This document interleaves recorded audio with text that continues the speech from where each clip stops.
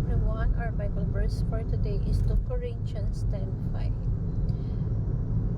We demolish arguments and every pretensions that sets itself against the knowledge of God, and we task captive every thoughts to make obedient to Christ. So, si Jesus Christ claims all our thoughts. Yung kaisipan natin, pag-aari rin niya. Pag-aari ng ating Panginoong Jesus. Siya dapat yung naghahari the way tayo mag-isip. So our teaching for today is the Lord reigns supreme in our minds. Ang Panginoong Jesus, pag dumating sa buhay natin, sinasakop din nito kung paano tayo mag-isip. The Lord reigns in our mind. Dito sa Corinto, nandito kasi yung lahat magagaling magdebate, yung mga public speaker. It's a melting pot of ideas. Maraming tagapagturo, and they are so eloquent. They can sway the crowd. Powerful yung mga kanilang speeches. Pero si Pablo, sinabi niya sa sarili niya na dumating ako dito hindi dahil sa sarili kong knowledge. Dumating ako dito para ibahagi yung powerful gospel with the help of the Holy Spirit. Ang problema kasi sa Corinto, dahil may mga magagaling na public speaker, yung loyalty ng mga tao is kanya-kanya sila, depende dun sa mga gusto nilang speaker. Dapat kahit din sa church nila, ganun din ang nagiging problema. Yung loyalty nila depende dun sa galing ng speaker. Dapat yung loyalty natin ultimately kay Kristo lang.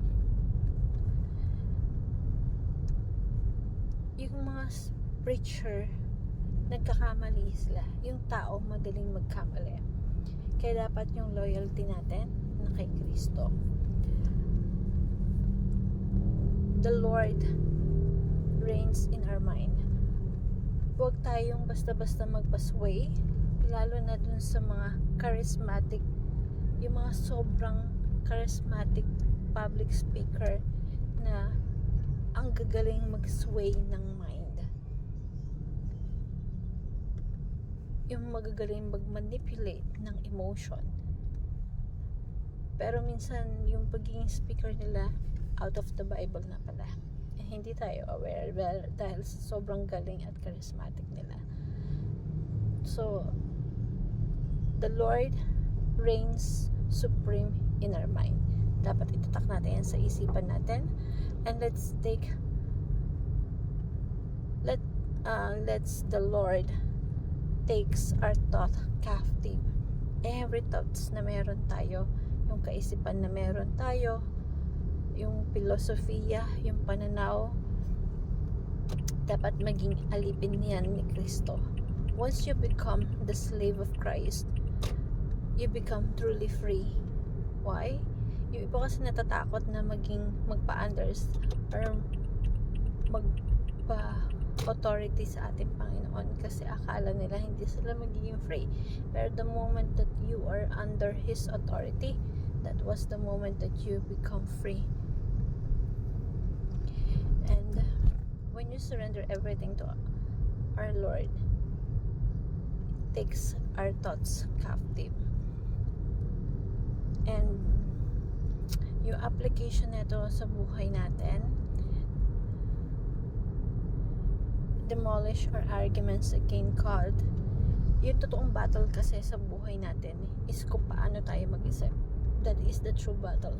Kung paano natin pinapatakbo yung mga bagay-bagay sa isipan natin. So, let us demolish all arguments against kahit sa mind natin, lalo na pagdating kay God. Discover the Christian perspective on all things and dedicate our thoughts and captives in our Christ. So I want to share this simple prayer. Lord, I thank you for reigning supreme in my mind. I ask you to take every thoughts captive, making my mind obedient to Christ.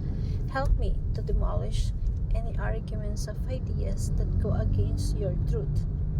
Open my eyes to see everything from a godly perspective so I can live the alignment with your will. Teach me to discipline my thoughts fully to you and help me surrender my mind to your guidance. My thoughts, my words, my actions reflects your love and wisdom, and I trust you to transform my mind and my heart. I pray in Jesus' name. Amen. Thank you everyone, and God bless.